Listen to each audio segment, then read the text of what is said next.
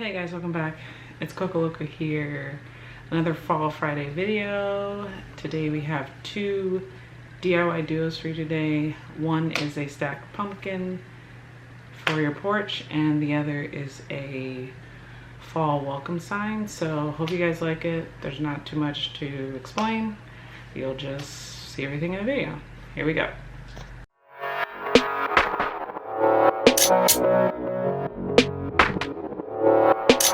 These are all the supplies you will need for the stacked pumpkin project. I will link each set of supplies for each pumpkin down below so you can make each pumpkin individually. So the first thing you're going to want to do is separate the base of each witch hat from the cone pointy part of the witch hat. I'm using floral shears, or you can use wire cutters to do this. It's pretty thick plastic, so I don't think regular scissors are going to cut it. And once you have each base separated, you're going to use the base as your base for your witch pumpkin. These are the wiggly eyes that I'm going to use for each pumpkin in this project. Next, you're going to take the witch legs from the Dollar Tree and cut off the hanging ring. I probably cut about 6 inches off of there so I could separate the legs. And we're going to glue this with hot glue to the bottom of the pumpkin. I actually got this pumpkin from Michael's and it was 40% off, but I got it for more than 40% off because the stem was missing. And you don't really need the stem for this project, but you know, it would have been nice to kind of help attach each pumpkin together. Next, you're going to glue down the witch bases that we previously cut in half. And I actually ended up cutting those in half again to make 4 pieces, and took 3 of those 4 pieces and hot glued them down to the top of the witch pumpkin. Next, you're going to want to take black crepe paper or streamer paper and glue it down underneath the witch hat. Now, I probably should have glued the streamer onto the pumpkin first before I glued down the witch hat, but I didn't think about that until I already made that mistake. But once you do glue all the hair, so to speak, down, you want to just cut it to whatever desired length. And then once you have a desired length, you want to cut it into little strips so the streamer looks more like the witch's hair and not streamers. And then once you continue this process all the way around, you will have your base pumpkin done, and it should look a little like this. So for the next pumpkin in our project, we're going to use this craft square of felt, black felt, and we're going to just measure it using just eyeballing it basically. It's about the length of half of the pumpkin, and we're just cutting it down to make it look kind of like a mask, so about maybe 9 inches by 4 inches wide. We're going to hot glue that down to one side of the pumpkin. So if you find that it's a little too long or it's hanging over, you just cut off any excess, and there you go. Then we're going to use our white streamer paper, and we're going to basically mummify our pumpkin, but we're going to leave a little bit of the black showing because that'll be used for the background of the eyes. So you're going to start with a little dab of hot glue and then just go around the pumpkin several times. I would maybe say even go around once and twice. And there's no rhyme or reason to it. It's just you want to cover as much of the black where it just leaves enough to look like someone is peering through the mummy wrapped pumpkin. Now that we have our mummy pumpkin completely wrapped, we're just going to add the eyes on with a dab of hot glue. And this little guy is ready to go. This is probably the easiest of the 3 pumpkins.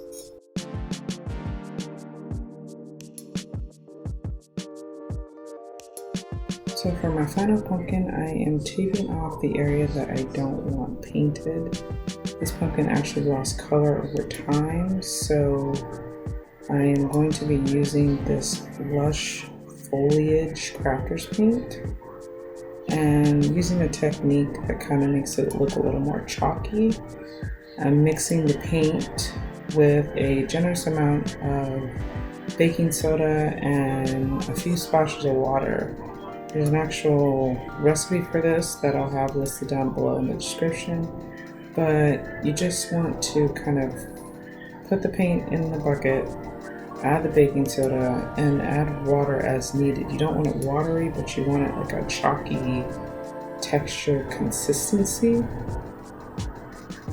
And so I just want to use this to freshen up the paint a little bit, and I really did like the color of this pumpkin when I originally bought it from Target, but it faded as it was outside a few years, so I'm just gonna spice it up a little bit.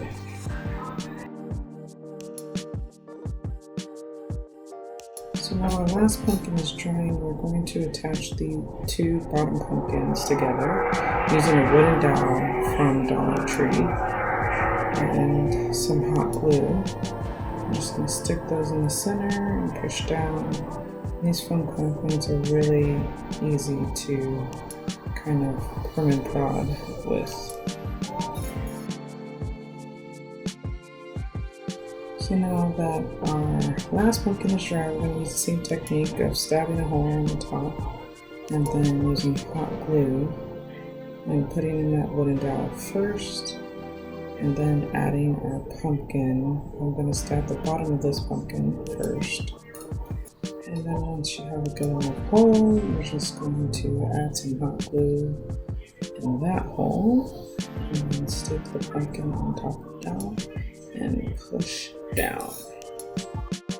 Next, I used leftover felt from the mummy pumpkin and made a circle with the jagged edge for Frankenstein's hair, and then I used the extra paint and touched up the skin of Frankenstein. If you already have a green pumpkin, you don't have to do this, but I hot glued the hair down just in case. And then I used these popsicle sticks that I painted silver as the bolts in his neck. And then finally, I'm going to use the last set of wiggly eyes and glue those down. And once you glue those down, your project is done.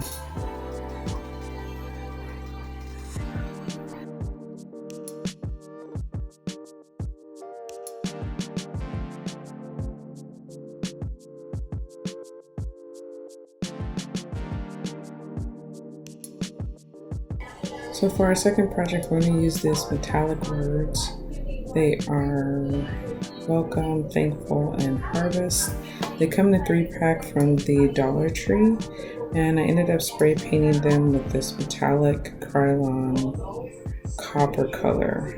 Once I was done spray painting them and they dried, I realized that the color was not adhering to the metal.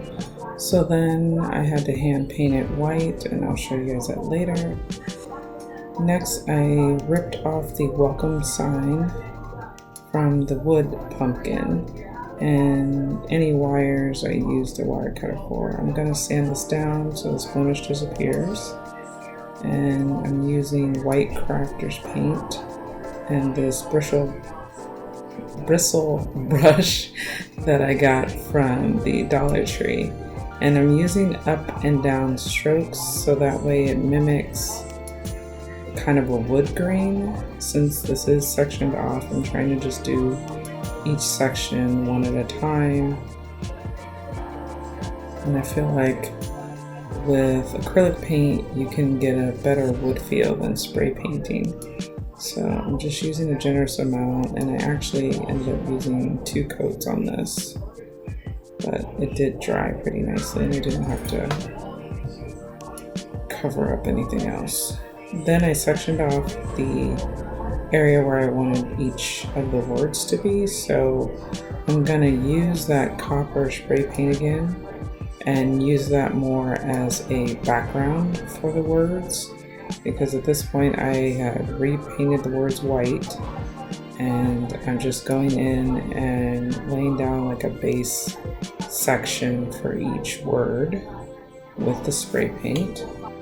Then once that dried halfway, I went in with a small bristle brush and basically kind of spot painted the edges of each section, because I wanted it to look a little more organic. I wanted it to look not so boxy around the edges, so I just went around and sprayed a dot of spray paint and then just kind of messed up the edges with the small bristle brush.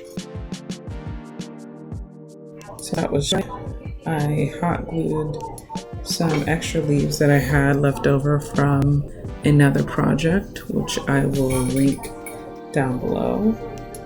And I just tried to make all the leaves symmetrical, and so anything I did to one section I did to the other. And I just basically put down the leaves where I wanted the words to start.